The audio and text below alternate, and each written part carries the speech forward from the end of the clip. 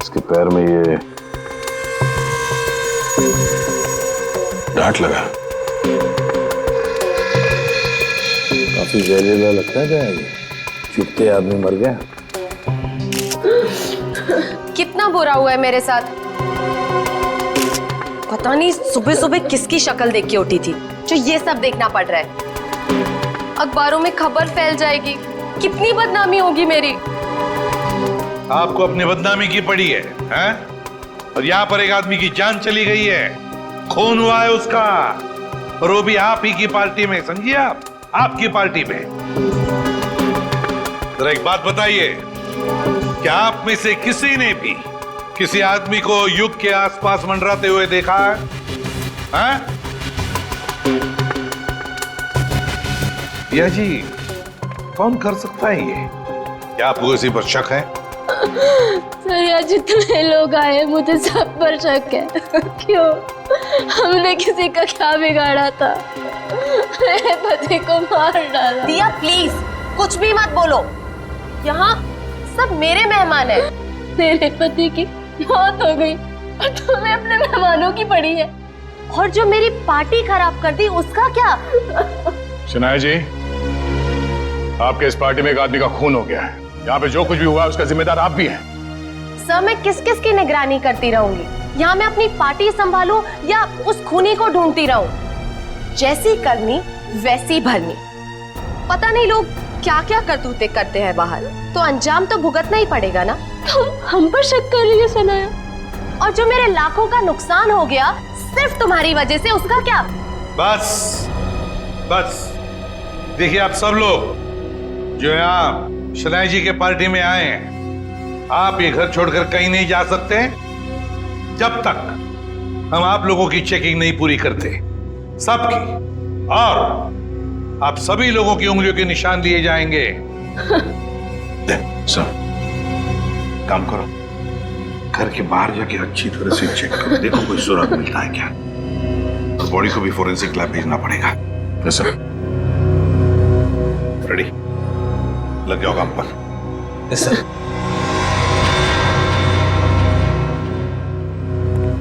Sir मैंने सारी औरतों को चेक कर लिया, कुछ नहीं मिला।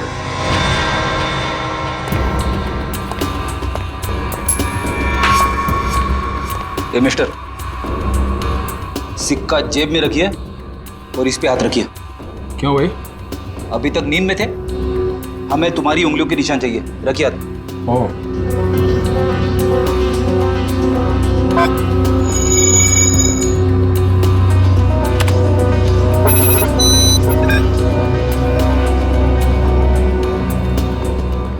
नहीं सर, बाहर ऐसा कोई सबूत नहीं मिला जिससे खूनी के बारे में कुछ पता चल सके। और यहाँ का वॉचमैन वो भी कुछ खास बता नहीं पा रहा। सर, सबके उंगलियों के निशान ले लिए सर। सर किसी के पास ऐसा कुछ नहीं है जिससे किसी पे शक हो। काम करते हैं। इस पार्टी में जितने भी प्रेस फोटोग्राफर्स आए हैं, उन लोगों ने इस पार्टी का फुटेज तो शूट किया है अपने कैमरा में, वो फुटेज ही ले लेते हैं। अभिजीत को पुणे में फोन करो, पूछो उससे क्या पता चला। सर, विशाल की फोन रिकॉर्ड से तो कुछ पता चला नहीं सर। अजीब बात है, जिस ट्रक से विशाल का एक्सीडेंट हुआ उसके बारे में भी कुछ पता नहीं चला। ना यहाँ की पुलिस वालों को वो ट्रक मिला, ना ये पता चला कि वो ट्रक किसका है। सर, इतना बड़ा ट्रक आखिर जा कहाँ सकता है? हो सकता है ट्रक को चलाना बंद करके कहीं छुपा के खड़ा कर दिया हो सकता है ट्रक चल रहा हो, उसका हुलिया बदल दिया गया हो, शायद कलर चेंज कर दिया गया हो। हाँ सर, ये हो सकता है, क्योंकि ट्रक तो आमदनी का जरिया है और कोई अपनी आमदनी को बंद क्यों करेगा? सर अब इस ट्रक का पता लगाएं कैसे? किसी ने इसका नंबर भी नहीं देखा था। यहाँ पे जितने भी गैराज है जहाँ पे कलरिंग वगैरह का काम होता है ना, वहाँ जाके पता करते हैं, लेकिन थोड़ा अलग तरीके से। सर पार्टी में आए हुए सारे चैनल्स की फुटेज मैंने सीडी में इकट्ठा कर ली है।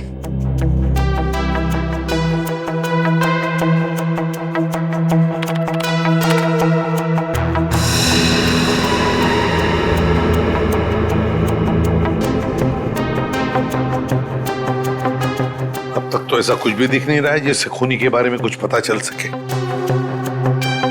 और फिर ये देखो ना, युग लोगों से कितनी दूर खड़ा है, उसके आसपास भी कोई नहीं जो उसे आसानी से डार्क ठोक सके, फिर भी मारा गया। तो युग, दिया, शनाया और ये नया आया शराबी सम्राट सब है पार्टी में, लेकिन युग का खूनी इनमें से कोई है या कोई बाहर वाला है ये पता नहीं चल रहा है। किसने मारा होगा इस युग को? वो डांट दया, जरूर खूनी इन्हीं में से कोई है, इसी पार्टी में है वो, इसी पार्टी में। चलो एक काम करो, सारे क्लिप्स स्लो मोशन में करवाओ और अलग अलग सीरीज में दे दो मुझे। सर, युग, दिया, शनाया और सम्राट, इन सब के बारे में जितनी भी जानकारी मिल सकती थी मैंने निकाल ली है। रेडी? इतनी सारी मेहनत करके तुमने जानकारी निकाली है, लेकिन एक लाइन में कहूं? हाँ सर। ये सब के सब झूठे और धोखेबाज है। ये बात तो है सर, सबके सब शक के दायरे में है। युग कभी भी 1 साल से ज्यादा देश में नहीं रहा, और दिया से शादी करने से पहले वो 2 शादियां कर चुका था। और शनाया पर तो अमेरिका में 65 करोड़ के कर्जे का मामला चल रहा है। पर सर, ये तो अपने आप को हजारों करोड़ की मालकिन बताती है।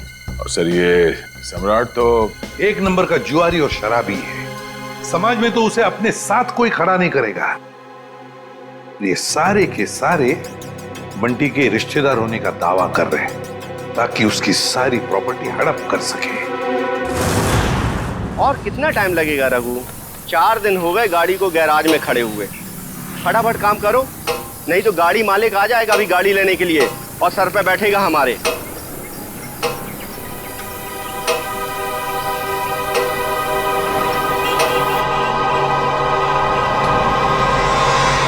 इसी गैराज में नीले ट्रक का पता चलेगा। अरे कोई मिस्त्री या मैकेनिक है क्या यहाँ पे? हाँ हाँ बताइए साहब, काम क्या करवाना है? हमारे पास बहुत सारे मैकेनिक और मिस्त्री हैं। कच्चे खिलाड़ी लगते हो। अच्छा डॉक्टर वो होता है जो मरीज को देख के ये बता दे कि बीमारी क्या है।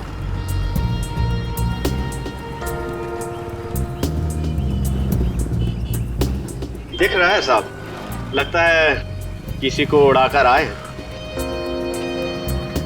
नशे की हालत में। नशा नहीं बोलने का, नशा बुरी आदत होती है। Do not drink and drive. हम दोनों तो हमेशा ऐसे ही रहते हैं, पूरे होश में। अब अगर कोई हमारी कार के आगे आ जाए तो हमारी कार क्या करेगी बेचारी, है ना? हाँ ये बात तो है साहब। बताइए हमें करना क्या है? देखो, हमारी इस गाड़ी का हुलिया बदल दो।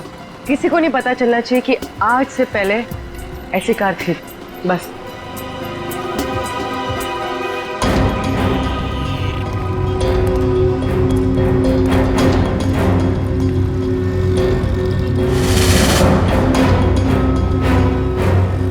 नहीं, ये पुलिस का मामला लगता है और मैं ऐसे कामों में हाथ नहीं डालता। आप जाइए और किसी गैरेज में। जितना पैसा बोलोगे उतना मिलेगा। 10, 20, 50। हाँ 50 चलेगा। चलेगा, दिए। पुलिस आ गई। देखो, हमें कहीं छुपा दो, हमें पकड़ लेगी। हमें कहीं छुपा दो जल्दी से। उधर जाओ, उधर जाके छिप। पता ना मत।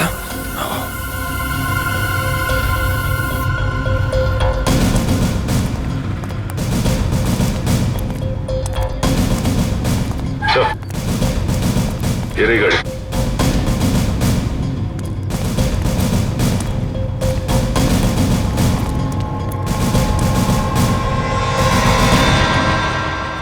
इकडे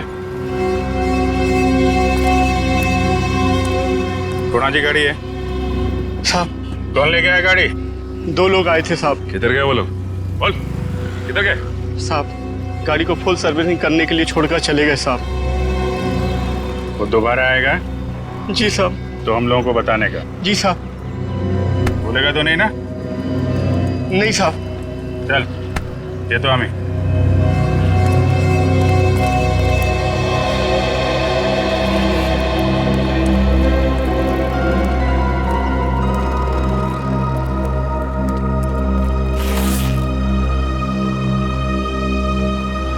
ये 20,000 एडवांस, बाकी पैसा काम होने के बाद। एक मिनट। हमें कैसे मान लें कि आप एक दिन में ये गाड़ी पूरी की पूरी ठीक कर देंगे? अरे साहब, ये गाड़ी तो छोड़िए, मैंने रातों रात में पूरे ट्रक का हुलिया बदल दिया था। देखो, माना कि हम लोग थोड़े ठीक नहीं हैं, इसका मतलब ये नहीं कि तुम कुछ भी झूठ बोल दो हम मान लेंगे।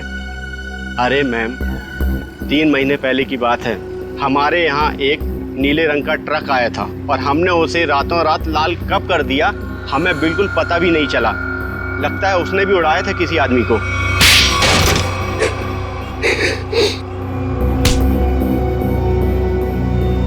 मगर अपने को पता चल गया है? क्या नंबर था ट्रक का? तुम सीआईडी के जाल में फंस चुके हो। उस ट्रक का नंबर तो नहीं मालूम, लेकिन वो ट्रक सब्जी मार्केट में चलता है। भाजी मार्केट में? हमारे पास जब ट्रक आया तो उस ट्रक में सूखी सड़ी गली सब्जियां कुछ पड़ी हुई थी। कौन मालिक है ट्रक का? ट्रक के मालिक का नाम तो नहीं मालूम, लेकिन उसके ड्राइवर का नाम मालूम है। उस ड्राइवर का नाम गोटिया था। गोटिया? जी साहब। कैसा दिखता है ये गोटिया?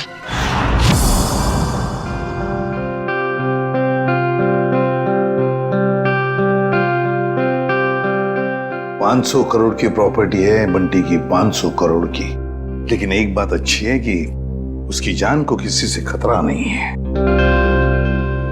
हाँ सर, बंटी की जिंदा रहते ही उसकी ये प्रॉपर्टी किसी के काम आ सकती है जो खुद को उसका रिश्तेदार साबित कर पाएगा। हाँ, नहीं तो सारी प्रॉपर्टी चैरिटी में चली जाएगी। सर, आज भी बंटी का एक रिश्तेदार मिलने आने वाला है ना उससे। सम्राट, 500 करोड़ की प्रॉपर्टी के लालच में सब पैदा होते हैं, मामा, मासी, चाचा, बुआ, सब लोग। मगर हम लोग हैं ना, एक एक रिश्तेदार की अच्छी तरह से जांच करेंगे। हाँ। कहाँ है मेरा बच्चा, मेरा बंटी, मेरे जिगर का टुकड़ा? कौन है आप? मामा, सम्राट मामा। ओ, मामा, 2 माँ, 1 मामा, दुगनी ममता। अब मेरा बच्चा कहाँ है, मेरे जिगर का टुकड़ा? मिलवाते हैं। तो सब्र करना। दे। अच्छा, आइए माँ जी, आइए।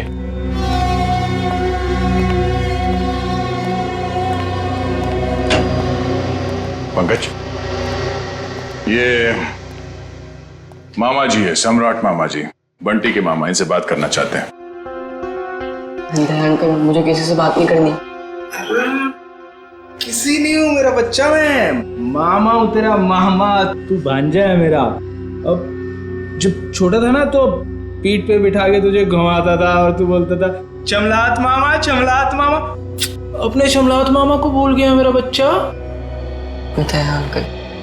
बेटा, एसीपी साहब ने कहा है, बात कर लो इनसे, घबराओ मत। भाई साहब, आप बैठ जाइए। पंकज,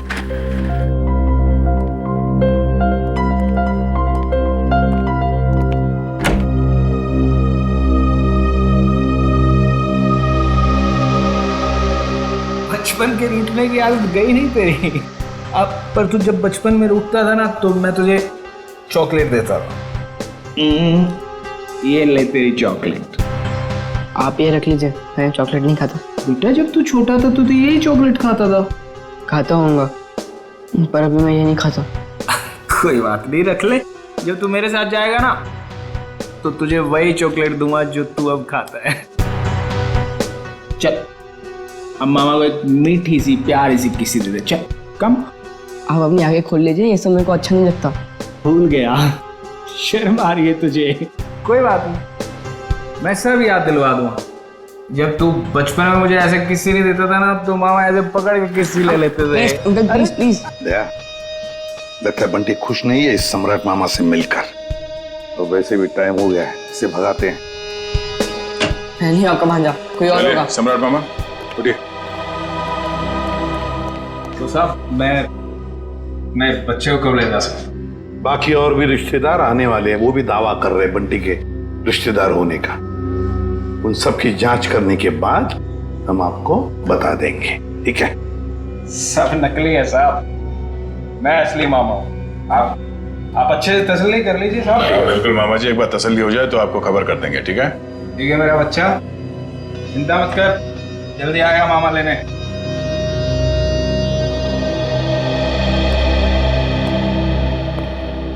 मिले मामा से? अंकल मुझे इन लोग के साथ नहीं जाना, मुझे लोग अच्छे नहीं लगते अंकल। अरे सही तरह से जांच करे बगैर हम तुम्हें कहीं नहीं भेजेंगे, किसी के साथ भी नहीं भेजेंगे, समझे? पर अंकल मुझे आपके साथ ही रहना है, मुझे इन लोग के साथ जाना ही नहीं है। हाँ बेटा, तुम हमारे साथ ही रहोगे, तुम यहीं रहोगे, हम तुम्हें कहीं जाने भी नहीं देंगे। पूरा मत। चल बंटी को हॉस्टल वापस भेज देते हैं। फ्रेडी अंकल तुम्हारे ऊपर नजर रखेगा, ठीक है? फ्रेडी के साथ फ्रेडी रहेगा। सर, हाँ, युग के बारे में नई जानकारी मिली है। क्या? सर, शनाया ने युग से पैसे लिए थे और फिर युग उससे अपने पैसे वापस मांग रहा था। शनाया ने युग से पैसे लिए थे और युग पैसे वापस मांग रहा था? हाँ सर, और सर उसने उसके घर उसको धमकाने के लिए गुंडे भी भेजे। सर, शनाया का हाथ हो सकता है युग के खून में। हाँ साउंड के बोल। ठीक है, अभी आते हैं।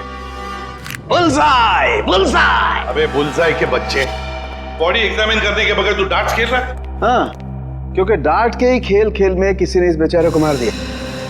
क्या खेल खेल में मार दिया? क्या मतलब है डॉक्टर साहब? मैं समझाता हूँ। मतलब मैं बताता हूँ। ये देखो बॉस, ये युग के घुटने के ऊपर ये जहरीले डार्ट का निशान, और ये डार्ट किसी ने बंदूक की गोली की तरह से मारा है, चाकू की तरह घोंपा नहीं है। यार तू इतने यकीन से कैसे कह सकता है ये डार्ट है? क्योंकि मैंने इस जख्म को अच्छी तरह से चेक किया है। मैं बताता हूँ कैसे कह सकता हूँ। आप ये देखो बॉस, ये युग के घुटने के ऊपर ये घाव देखो, और से देखो ये घाव एकदम सीधा है, 180 डिग्री की रेखा में एकदम सीधा। अगर ये डार्ट चाकू की तरह घोंपा गया होता तो इतना सीधा नहीं बन सकता था। तो जैसे कि ये डार्ट यहाँ पैर पे घुटने के ऊपर मारा गया है, इसका मतलब है कि किसी ने निशाना नीचे से लगाया है। सर, उस पार्टी में इतने सारे लोग थे और किसी ने खूनी को देखा कैसे नहीं? तो ये भी हो सकता है दया कि खूनी ने छुप कर डार्ट चलाया, या फिर कोई डार्ट चलाने वाला ट्रिगर मैकेनिज्म ऐसी जगह पे फिट किया हो जो जगह ऊंचाई में कम हो। मगर सर, ये मैकेनिज्म कहाँ पे लगाया होगा और कैसे लगाया होगा? वही तो पता लगाना है ना फ्रेडी, वही तो पता लगाना है। लेकिन एक बात पक्की है कि युग को पार्टी में बुलाकर खूनी ने उसका पूरा फायदा उठा लिया। सर, कहीं इस सब के पीछे शनाया तो नहीं? हो सकता है सर, शनाया के पास युग को मारने की वजह भी है। उसने बहुत सारे पैसे कर्जे में लिए थे उससे और वो पैसे लौटा नहीं पा रही है। शनाया? हाँ, हो सकता है शनाया ने युग को पार्टी में बुला लिया, उसको खत्म कर डाला, सारे पैसे हड़प कर लिए। ना रहेगा बांस, ना बजेगी बांसुरी।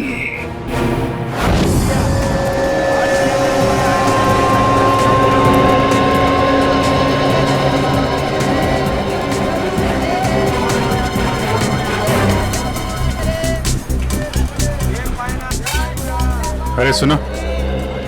अरे भैया इधर आइए, आपको एकदम सस्ती भाजी दूंगा। अरे यार नहीं, सब्जी नहीं चाहिए, सुनो तो। भाई साहब, हम समझ गए, आपको एकदम ताजी भाजी देंगे हम। नहीं, आप जरा ये देखो, इसको जानते हैं आप? ये तो गोटिया है, लाल ट्रक चलाता था। हाँ यही, पहले नीली ट्रक चलाता था। हाँ हाँ, लेकिन अभी आप उनसे मिल नहीं सकते। क्यों? गोटिया मर चुका है। क्या? गोटिया मर गया? ये कैसे हुआ? अब वो शराब, कच्ची शराब पीता था, उसी से उसकी जान चली गई। गोटिया मर गया? ये हुआ कब? अभी 1.5 महीना तो हुआ है। वो रहता कहाँ था? वो बसरा चौल में रहता है, लेकिन आपको वहाँ कोई मिलने वाला नहीं है। क्यों? उसके घर में कोई रहता नहीं है क्या? नहीं नहीं, सब रहते हैं, लेकिन उसकी बीवी है ना, भाजी की दुकान लगाती है। सब्जी की दुकान कहाँ लगाती है वो?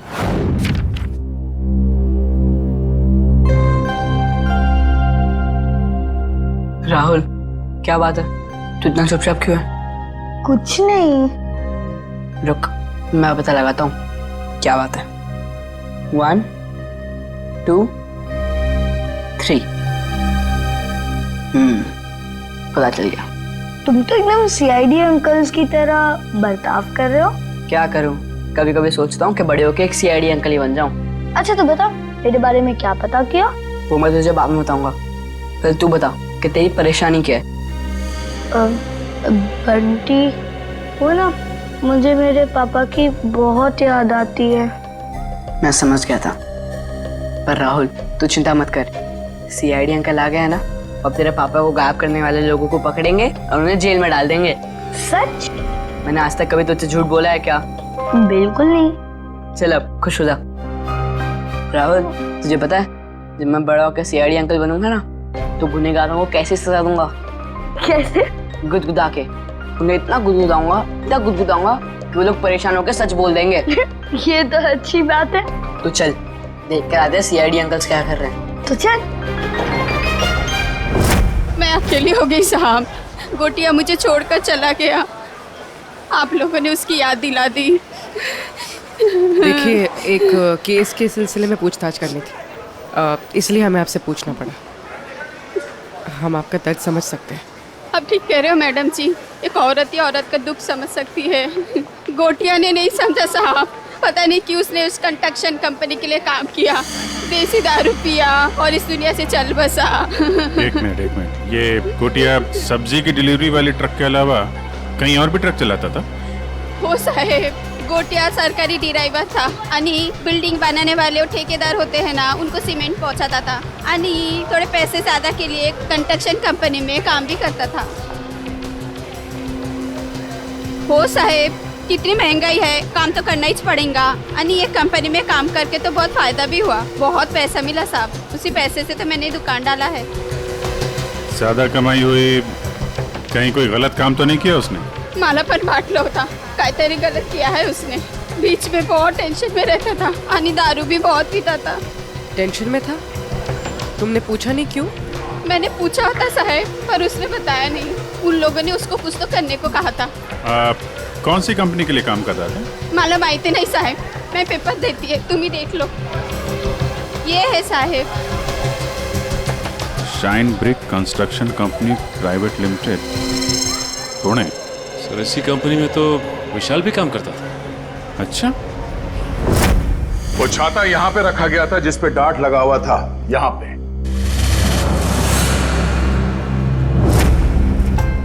इतनी ऊंचाई पर और इसी जगह पे। और युग यहां पर खड़ा था, फोन पर बात कर रहा था। वो फोन जो झूठा फोन था, सिर्फ इसलिए किया गया था ताकि युग यहां आकर उस फोन पर बात करे। उसे यहां लाने के लिए किया गया था। युग यहां पर फोन पे बात कर रहा था, उसी वक्त किसी ने ट्रिगर चला दिया, डार्ट निकला उस छाते में से और घुस गया यहां घुटने के ऊपर युग के। और वो आदमी जिसके हाथ में इस डार्ट का ट्रिगर था, वो इसी पार्टी में मौजूद था। सर बताइए ना, कौन है खूनी? इसने मेरे युग को मार दिया। वही जो इस पार्टी के बारे में सब कुछ जानता था, वही जिसे युग के साथ कुछ लेना देना था। वो जिसे युग खटक रहा था। युग ने उसे पैसे दिए हुए थे और शायद वो उसे वापस मांग रहा था। क्यों शनाया जी, सच है ना? नहीं सर, ये सच नहीं है। मैंने युग और दिया से पैसे जरूर लिए थे, लेकिन सर मैं किसी की जान नहीं ले सकती हूँ। हाँ, हमने कब कहा कि आपने युग की जान ले ली है? किसी से मरवा दिया युग को। और तुमने जान ली मेरे युग की। हमने तुम्हारे बुरे समय में तुम्हारी मदद की, तुम्हें पैसे दिए, तुमने उसी पैसे के लिए मेरे युग को मार दिया। नहीं दिया, ये तुम क्या बोले जा रही हो? सर, मुझे मेरी फिल्म का एडवांस मिला था। मैं युग को पैसे लौटाने ही वाली थी। मेरे पास वो चेक है, मैं आप लोग को वो दिखा सकती हूँ। चेक घर में रखने से कर्जा नहीं उतरता, कर्जा उतारने से उतरता है। वैसे लोगों को कर्जा लेने में बहुत अच्छा लगता है, मगर जब कर्जा उतारने की बात होती है तो बहुत तकलीफ होती है। क्यों? और इसीलिए तुमने उस गिटार बजाने वाले के हाथों युग को मरवा दिया। कौन सा गिटार बजाने वाला सर? पार्टी तो तुम्हारी थी शनाया, तुम तो जानती होगी उसे। लेकिन आप कैसे कह सकते हैं कि वो कोई गिटार बजाने वाला था? हमने वीडियो फुटेज में उसे देखा था। उसने गिटार बजाने वाला थंपिक पहना हुआ था। शायद वो कहीं और परफॉर्म करके यहाँ इस पार्टी में आया था, इसलिए शायद हड़बड़ी में वो थंपिक उतारना भूल गया। वाकई? क्यों, आपको कोई शक है? नहीं नहीं, मैं तो ये सोच रहा हूँ भाई, मुझे यहाँ क्यों बुलाया गया है। देखो भाई, मैं निर्दोष आदमी हूँ, अपने आप में मस्त रहता हूँ, और मुझे किसी के मरने मारने से कुछ लेना देना नहीं है। चुप रहिए, वो तो फैसला हम करेंगे कि कौन खूनी है और कौन नहीं, समझे?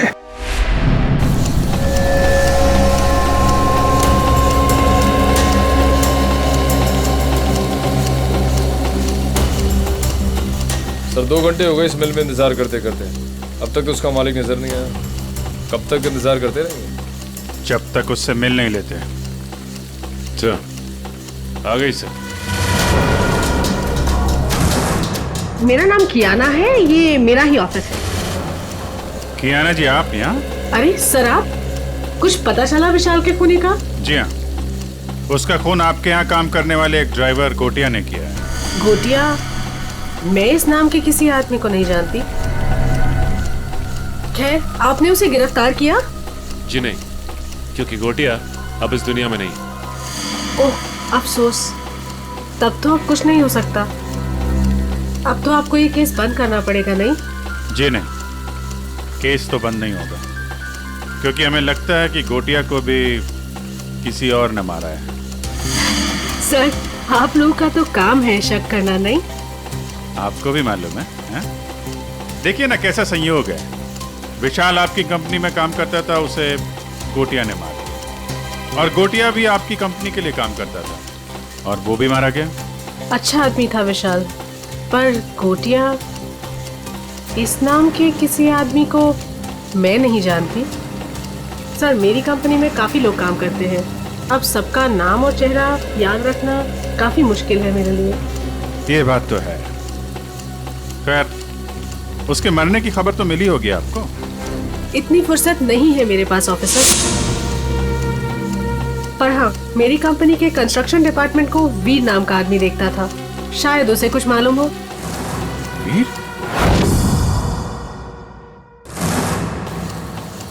कियाना जी, इस वीर को बुलाएंगे आप? I am really sorry officers, but मैं चाहते हुए भी आप लोगों की कोई हेल्प नहीं कर सकती। क्यों, क्या हुआ? वीर ने अचानक ही हमारी कंपनी कुछ दिन पहले ही छोड़ दी। सर, हमने उसका नंबर भी ट्राई किया था, मगर उसका फोन बंद आ रहा है। इस वीर ने आपकी कंपनी में कोई घपला वगैरह तो नहीं किया था? सर, काफी बड़े काम है हमारे, लोग कुछ ना कुछ तो करेंगे ही। अब अगर हम नुकसान के बारे में ही सोचते रहे तो फायदे के तो सभी मौके खो देंगे, है ना? खैर, अगर आपकी इन्वेस्टिगेशन खत्म हो गई हो तो अब मैं चलूं? श्योर, अभी आप जा सकती हैं। Thank you.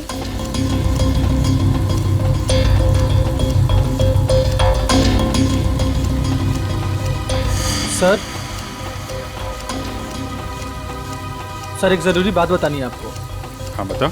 सर, विशाल बहुत शौकीन मिजाज का आदमी था। शौकीन मिजाज का? क्या क्या क्या करता था वो? सर, जिस रात उसका खून हुआ था, उस रात होटल आला में उसने अपने नाम पर एक कमरा बुक किया था। होटल आला? जी सर। Okay, thank you very much. Thank you sir. Sachin, जरा इस होटल आला का ताला खुलवाओ, पता करो ये विशाल क्या कर रहा था वहां पे। सर, दरवाजे पे ताला था और उसका फोन भी बंद है। पूरे घर की तलाशी लेते हैं।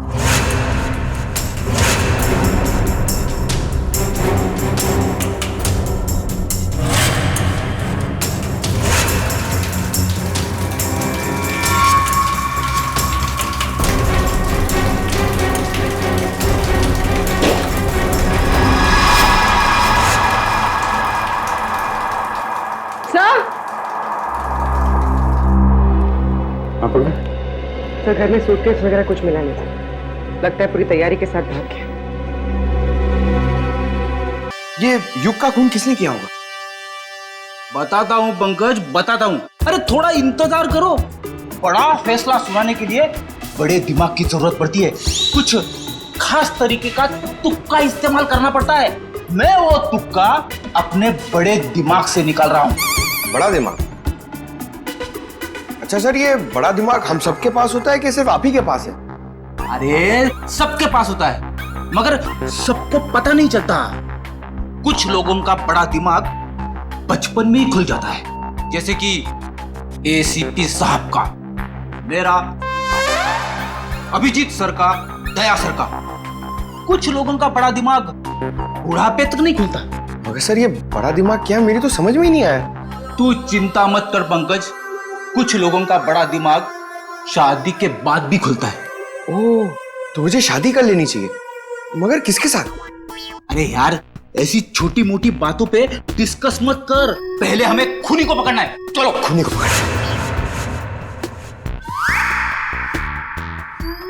शनाया एक्ट्रेस है, अच्छी एक्टिंग कर लेती है, लेकिन फ्रेडी की पैनी नजरों से बच नहीं सकती। कुछ पता चला सर खूनी कौन है? एक मिनट। ये क्या कर रहे हो? मेरे बड़े दिमाग में एक मैसेज आ रहा है। Message incoming. अरे मजाक कर रहा हूं मैं। अरे नहीं, आप करो सर, क्या कर रहे थे? अक्कड़ बक्कड़ बॉम्बे बो, 80-90 पूरे 100 में लागा धागा, चोरी करके भागा, पाव रोटी बिस्कुट, साहब बोला वेरी गुड। नहीं, वेरी बैड। नहीं सर इसका नाम मत लीजिए सर। ये खून नहीं कर सकती सर, ये तो शनाया है। अरे शनाया है तो क्या हुआ? उसके चेहरे पे थोड़ी ना लिखा है कि वो खून नहीं कर सकती। सर मैं मानता हूं कि आपके पास बड़ा दिमाग है, मगर सर गुनहगारों को पहचानने की नजर नहीं है आप में। क्या बोला? सही बोला सर।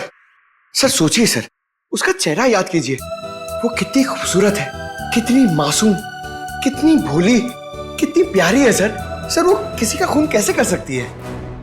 लेकिन पंकज, वो शक के दायरे में है, जरूर है। मैं नहीं मानता। अरे तुम्हारे मानने या ना मानने से कुछ नहीं होता, वो देखा जाएगा। मगर अगर शनाया को कुछ हो गया तो पंकज का क्या होगा?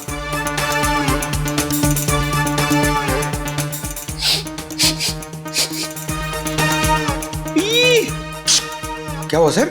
इसके तो नाम से भी शराब की बू आ रही है। सर ये तो शराबी, लालची, जुआरी सब लगता है सर। पता चल गया? पता चल गया तो जल्दी बताइए सर, कौन है वो?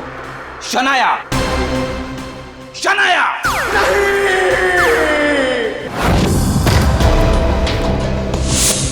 टोनी, टोनी, चल जल्दी आइए।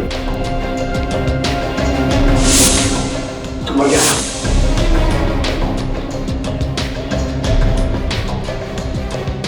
ये तो ठीक वैसे ही डांट है जैसे युग को लगा था। मारा कहां से होगा? तो खूनी अंदर आया कहां से? सर सारा सामान भी बिखरा हुआ है, शायद इसकी किसी के साथ हाथापाई हुई है। हो सकता है, ढूंढो, देखो कुछ मिलता है क्या?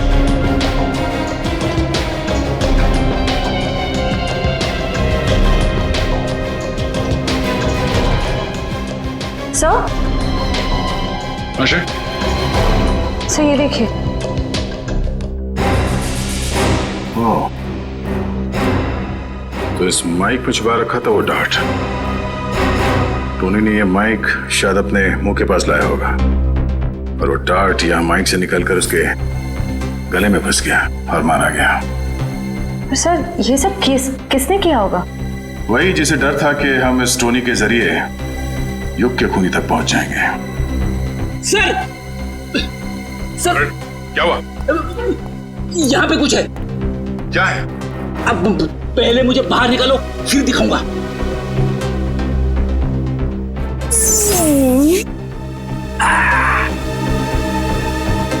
ये देखिए सर।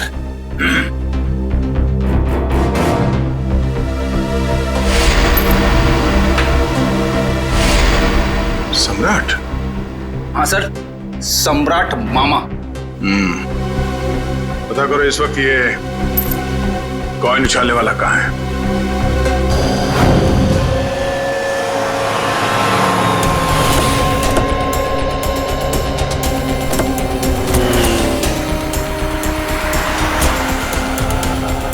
एक बात समझ में नहीं आ रही, विशाल जैसा मिडिल क्लास आदमी अपने ही शहर के इतने महंगे होटल में क्यों रुकेगा? सर इतने महंगे होटल का खर्चा कैसे उठाया होगा इसने? लगता है विशाल जरूर कुछ गलत काम कर रहा था, जिसकी वजह से इसका खून हो गया। कहाँ पे है? सर रिसेप्शन पे सर। यहाँ क्या कर रहे हो तुम? हैं? ये चोट कैसे लगी तुम्हें? कोई मेरी जान के पीछे पड़ा है सर। बड़ी मुश्किल से जान बचाकर पहुंचा। प्लीज मुझे बचा लीजिए। देखिए हम लोग सीआईडी से हैं। तकरीबन 3 महीने पहले विशाल का खून हो चुका है, इसलिए। पर हमें शक है कि कोई उसके पीछे पड़ा हुआ था, इसलिए उसकी सारी जानकारी बहुत जरूरी है। सॉरी सर, एक मिनट मैं अभी देता हूँ। विशाल मारा गया और रातों रात तुम्हारी किस्मत बदल गई। वो ट्रक ड्राइवर जिसने विशाल को मारा था वो तुम्हारी कंपनी के लिए काम करता था, उसे भी कच्ची शराब पिला के मार दिया। इन सब के पीछे तुम हो, तुम्हारे पीछे कौन? और रातों रात तुम्हारी किस्मत बदल गई। वो ट्रक ड्राइवर जिसने विशाल को मारा था वो तुम्हारी कंपनी के लिए काम करता था, उसे भी कच्ची शराब पिला के मार दिया। इन सब के पीछे तुम हो, तुम्हारे पीछे कौन पड़ा है? पूरी पलट कर दिए साहब, पर ऐसे इल्जाम मत लगाइए। कोई मेरी जान के पीछे पड़ा है। मेरे पास बचने के लिए आपके सिवा और कोई जगह नहीं बची साहब।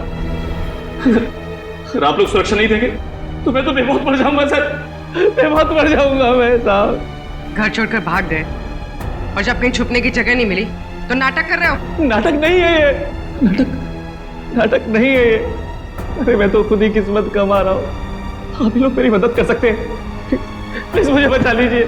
ठीक है, इसको ले जाओ, जरा मरहम पट्टी करो। जाओ इधर से।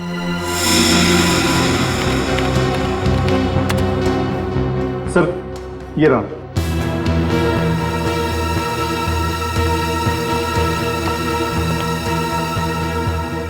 सर विशाल हफ्ते के आखिर में 6 महीने तक लगातार इसी होटल में आके रुके। और हाँ सर, वो हमेशा एक ही कमरा यूज करते हैं। लगातार 6 महीने से इस होटल में आ रहा था वो? अच्छा, वो अकेले आ रहा था या साथ में कोई और आता था? अकेले सर। ये विशाल यहाँ अकेले आके करता क्या होगा? तो हो सकता है किसी से मिलने आता हो सकता है। अच्छा एक काम करो, जिस वक्त इस होटल में विशाल रुकता था उस वक्त और कौन कौन रुका है सबकी लिस्ट चाहिए हमें। जी सर, मैं भी देता हूँ। मुझे आपसे कुछ कहना है। क्या कहना है बेटा? क्या कहना है बता। ये क्या? ये आपके लिए। मेरे लिए? वकील साहब प्लीज मुझे किसी और के साथ मत भेजिए। मुझे कहीं और नहीं जाना है। मैं अपने एसीपी अंकल के साथ ही रहना चाहता हूँ, हमेशा के लिए। मैं बहुत खुश हूँ उनके साथ। वो मेरा बहुत ख्याल रखते हैं। मैं उन्हें छोड़कर कहीं खुश नहीं रह सकता। मैं जानता हूँ वो मुझसे बहुत प्यार करते हैं और मैं भी उनसे बहुत बहुत प्यार करता हूँ।